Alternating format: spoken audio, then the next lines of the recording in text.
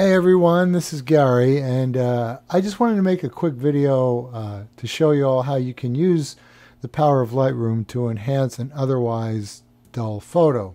This image was actually not bad. I shot it, with a long lens, about 100 and something millimeters. Anyway, but it's kind of dull, and I shot it with the wrong white balance. I had my camera set to tungsten, which was introducing some blue. I mean, I really love the bluishness of the shadows, but I lost the warmth in the sky.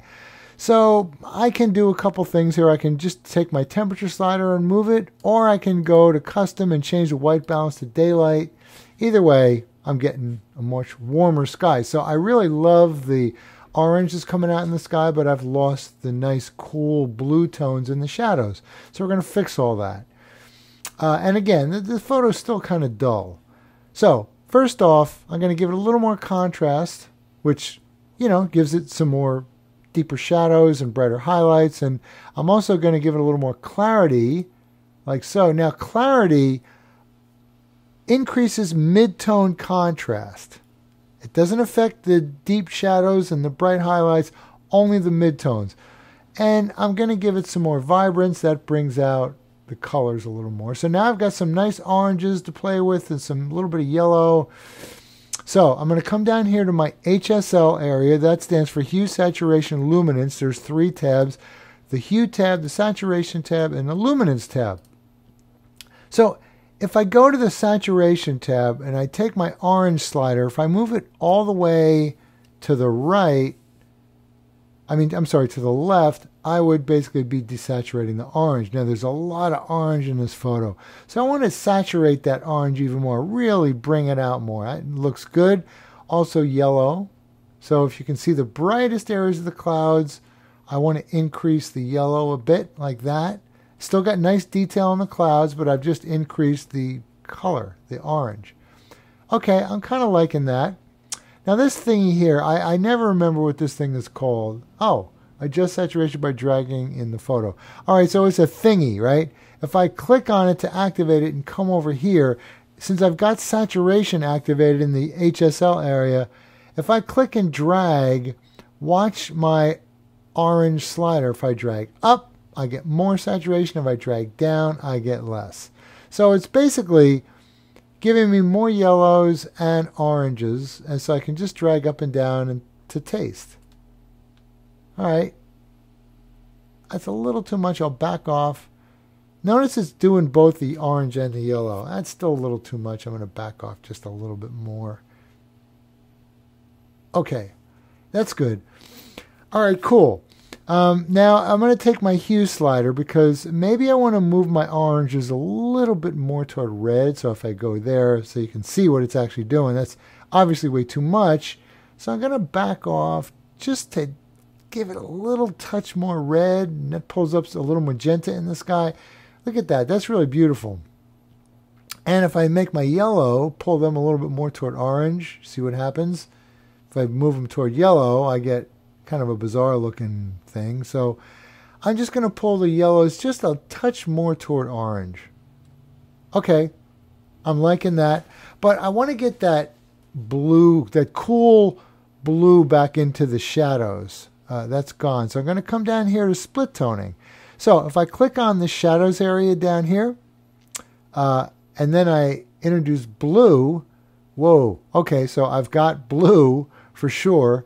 But obviously that's too much, so I'm going to back off on my saturation slider. I just want to get a hint of blue into those shadows, kind of like that. That's good. Now over here in my balance slider, I can adjust, or basically I'm choosing a balance between, the highlights and the shadows.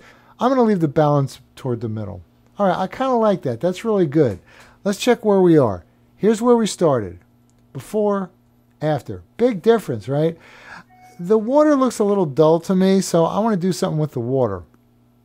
So I'm going to come up here to my gradient filter, and basically I just want to add a little bit of saturation, just a tiny bit of exposure, and I'm going to add a little bit of warmth to the water for now.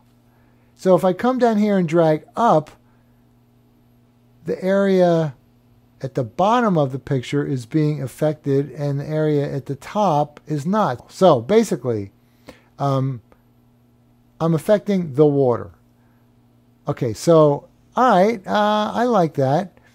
Let me see, if I move the temperature slider more toward, wow, that really makes it orange.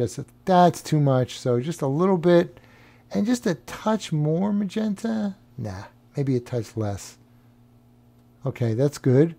Give it a little more clarity. Mid-tone contrast. See how it brings out the detail and the waves of the water?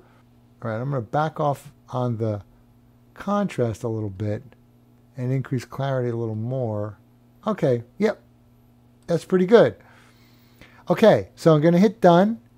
Last thing, I want to sharpen the clouds. So basically, I'm going to add a little bit of sharpening. I'm going to increase my amount quite a lot to about 120, and I'm going to zoom in to 100% and come down to the clouds.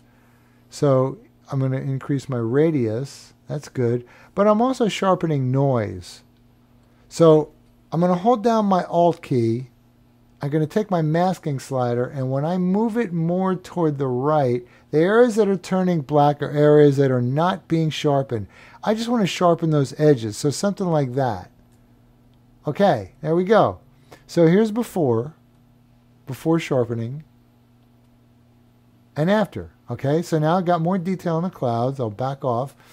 All right, let's see where we are. I think we're done. There's before. There's after.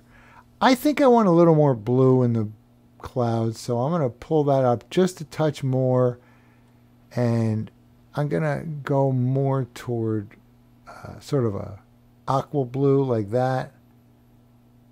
Just a touch. Okay, good, good. I like that.